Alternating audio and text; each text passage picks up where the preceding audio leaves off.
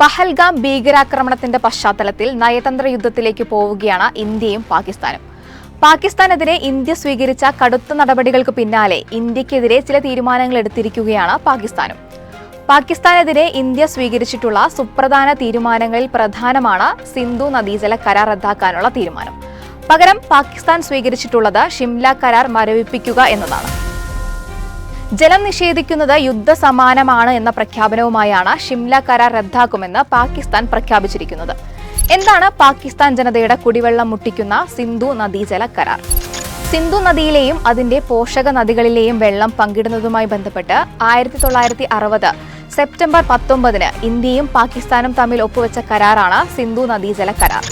9 വർഷത്തെ ചർച്ചകൾക്ക് ശേഷം കറാച്ചിയിൽ അന്നത്തെ പാക് പ്രസിഡന്റ് അയൂബ് ഖാനും ഇന്ത്യൻ പ്രധാനമന്ത്രി ജവഹർലാൽ നെഹ്റുവും ചേർന്നാണ് കരാറിൽ ഒപ്പുവെച്ചത്.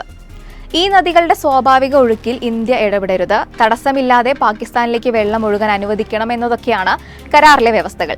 ജലത്തിന്റെ 30% ഇന്ത്യയും 70% പാകിസ്ഥാനുമാണ്. ഇതുപ്രകാരം കരാർ റദ്ദാക്കുന്നത് പാകിസ്ഥാനെ വലിയ രീതിയിൽ ബാധിക്കും. അവരുടെ കൃഷിക്കും ഉപജീവനത്തിനും ഈ നദിയിലെ ജലം അത്യന്താപേക്ഷിതമാണ്. അതേസമയം വ്യവസ്ഥ പ്രകാരം ഇന്ത്യക്കോ പാകിസ്ഥാനോ ഏകപക്ഷീയമായി കരാറിൽ നിന്നും പിന്മാറാൻ സാധിക്കില്ലെന്നാണ് വിലയിരുത്തൽ.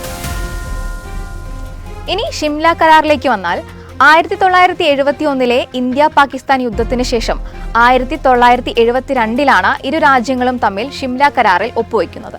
ഷിംലയിൽ വെച്ച് നടന്ന സുപ്രധാന യോഗത്തിൽ അന്നത്തെ ഇന്ത്യൻ പ്രധാനമന്ത്രി ഇന്ദിരാഗാന്ധിയും പാകിസ്ഥാൻ പ്രസിഡന്റായ സുൽഫിക്കർ അലി ഭൂട്ടോയും കരാറിൽ ഒപ്പുവെച്ചു. ഇരു രാജ്യങ്ങളും തമ്മിൽ കാലങ്ങളായി തുടരുന്ന പല സംഘർഷങ്ങൾക്കും അവസാനം കുറിക്കുക, മൂന്നാമതൊരാളുടെ ഇടപെടലില്ലാതെ തർക്കങ്ങൾ ഉഭയകക്ഷി ചർച്ചയിലൂടെ പരിഹരിക്കുക എന്നതായിരുന്നു അതിൽ പ്രധാനം. കരാർ നിലവിൽ വന്നെങ്കിലും 1999 കാർഗിൽ യുദ്ധവും പുൽവാമയിലെ ഭീകരാക്രമണവും ഉൾപ്പെടെ കൃത്യമായ ഇടവേളകളിൽ ഇന്ത്യ പാക് അതിർത്തിയിൽ ആക്രമണങ്ങൾ നടന്നു. ഇരു രാജ്യങ്ങളും തമ്മിൽ തുടർന്നുകൊണ്ടിരുന്ന സംഘർഷങ്ങൾ കരാർ പാലിക്കപ്പെടുന്നില്ല എന്നതിന്റെ തെളിവാണ്. അതിനാൽ തന്നെ കരാർ റദ്ദാക്കിയാലും ഇന്ത്യയെ കാര്യമായി ബാധിക്കില്ലെന്നാണ് വിലയിരുത്തൽ.